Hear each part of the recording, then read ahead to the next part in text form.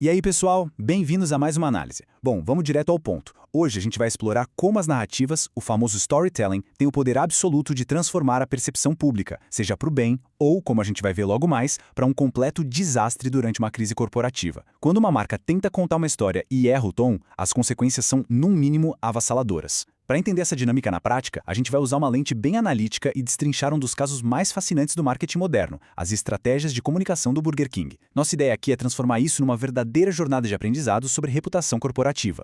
A nossa jornada hoje passa voando por 5 pontos-chave: o poder do storytelling, o desastre do Dia da Mulher, o choque da intenção versus reação, os padrões de provocação e, no fim, as lições em reputação. Vamos começar pelo passo número 1, o poder do storytelling. Sabe, contar histórias do mundo dos negócios não é só fazer historinha. É, na verdade, a espinha dorsal de como uma empresa se conecta com as pessoas e constrói a própria imagem. Mas e quando a história dá errado? É aí que chegamos nesse conceito crítico, a crise de imagem. Basicamente, é um impacto negativo severo na reputação da marca que acontece por falhas estruturais, seja no produto, no serviço ou na comunicação. Quando a narrativa de uma marca desmorona, a coisa fica séria. A credibilidade derrete e a sobrevivência no mercado entra em jogo. O que nos leva direto para o passo número 2, o desastre do Dia da Mulher. Para colocar essa teoria na prática, vamos voltar um pouquinho no tempo. O cenário é o Reino Unido, dia 8 de março de 2021, em pleno Dia Internacional da Mulher. A conta oficial da empresa no Twitter abriu uma thread, um fio, com a seguinte frase: "Mulheres pertencem à cozinha". Pois é, uma frase absurdamente carregada de machismo. A ideia maluca deles era usar esse choque inicial para prender a atenção e, nas mensagens seguintes, anunciar um programa de bolsas de estudos de culinária para mulheres. Mas a estratégia foi tão agressiva, tão fora do tom, que a mensagem positiva simplesmente sumiu. Foi engolida por uma onda imediata de indignação generalizada.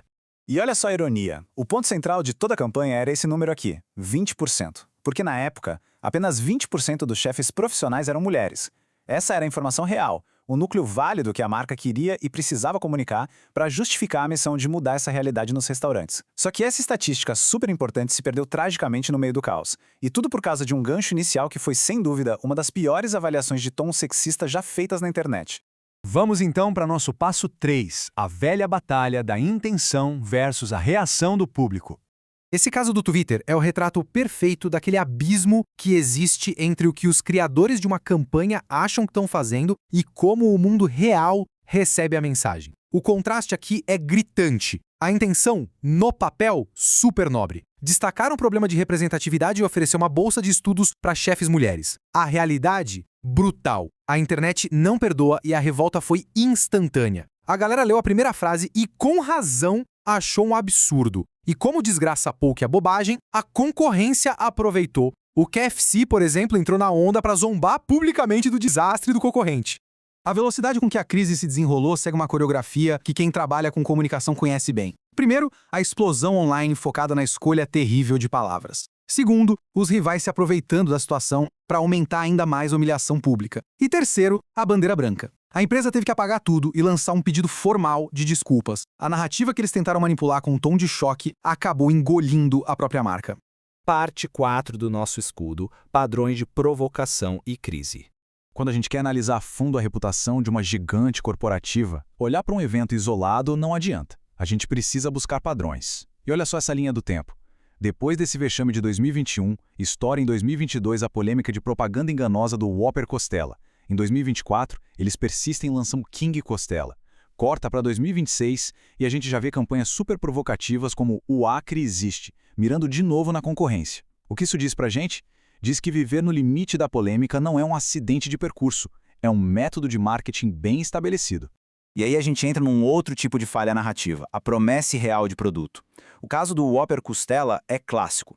O nome e a publicidade vêm de um ingrediente premium, que na real nem estava no lanche. O hambúrguer era de paleta suína com aromatizante.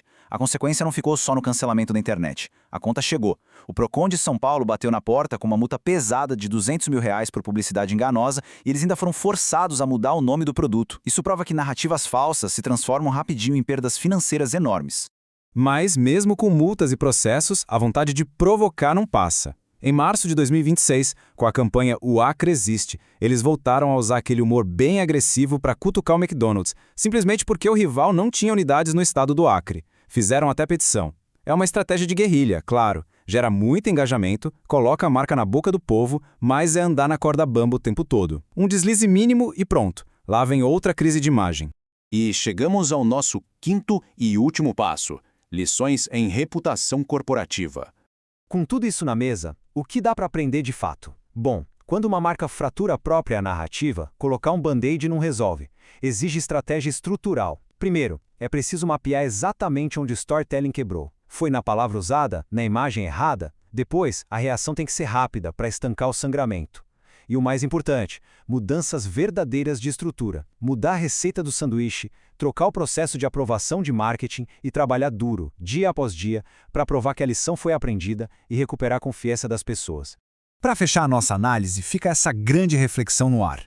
É inegável que o Burger King ganha uma visibilidade monstruosa com essas táticas, mas o preço vem na forma de multas e tombos absurdos de confiança.